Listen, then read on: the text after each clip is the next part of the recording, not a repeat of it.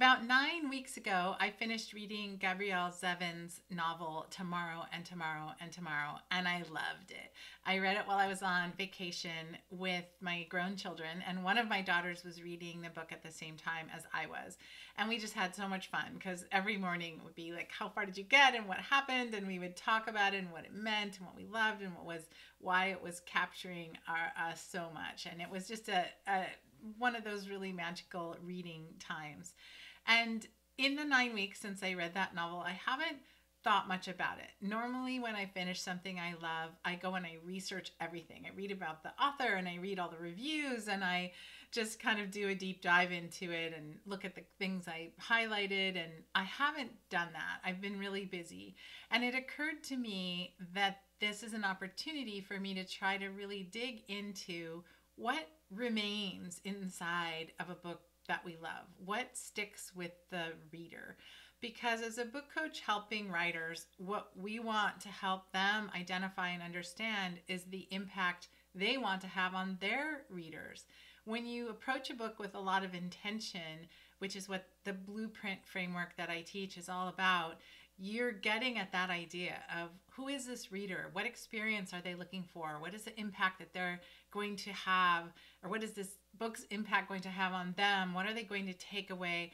Those are the things you want to try to think about and try to imagine and try to envision so that you can make sure your book delivers on that. So I sat down and I thought, okay, 9 weeks have passed. What do I think about this novel? What remains with me?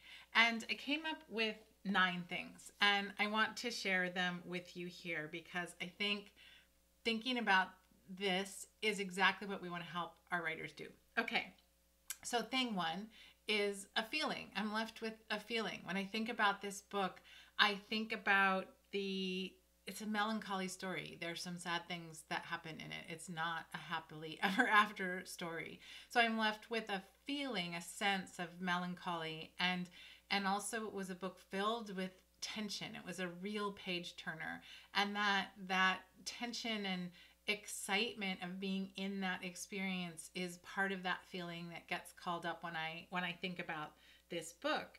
And it reminds me of that Maya Angelou quote that everybody loves, which is people will forget what you said, people will forget what you did, but people will never forget how you made them feel. And I think the same is true with the book. That feeling that you have when you call up a book is a strong thing that remains afterwards. The second thing that remains is a sense of awe. Tomorrow and Tomorrow and Tomorrow is just a gorgeously written book on every level. I mean, the structure is gorgeous. There are passages in it that are gorgeous. There's scenes that are just pitch perfect. The word choice, there's so many things I highlighted that it's just beautifully wrought. It's beautifully written. And that sense of awe about what a creator can do and what a writer at the top of their game can do is something that really stayed with me. And this sense of awe is often the thing that causes me to go to a friend or a family member or a colleague or a client and say, you have to read this book. It's that just sense of mastery that you want other people to experience. So a sense of awe.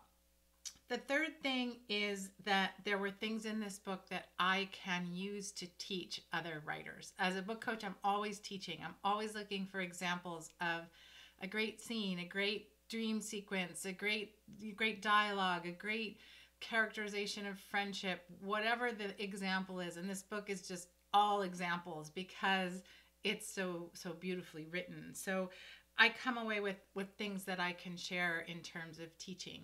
The same is often true when I read a nonfiction book that I think is really beautifully done. It's the content in that case that I often want to share, the things that I learned or that I took away, but it's that something that impacts you that you want to share with other people, you want to teach, you want to pass along. That is that sense. The fourth thing is a sense of ownership. When I read a book that I love, it feels like it's mine. It feels like it was written for me. And when I see other people who are reading that book or have loved it or are talking about it, I think, oh, me too. we're in the same group here. We're in the same club. There's like a wink and a nod, like we get it. And that sense of ownership, of claiming it, is something that I am left with when I read a book I love. And I love that feeling. The fifth thing is a sense of familiarity. So what I mean by that is this book, this novel, had characters that I sometimes mistakenly imagine as real people. I'll find myself in a conversation saying, oh, I have a friend who whatever, or I heard about somebody who, X, and then I'll stop myself and I'll realize, oh, those were the characters in the novel. So that sense of familiarity, like I know these people, I know this world, it is something I have experienced, that stays with me for sure. And in nonfiction, that feeling often surrounds the author, where I think, oh, I know them, or they know me, or we're the same. We're like, we have a mind meld here.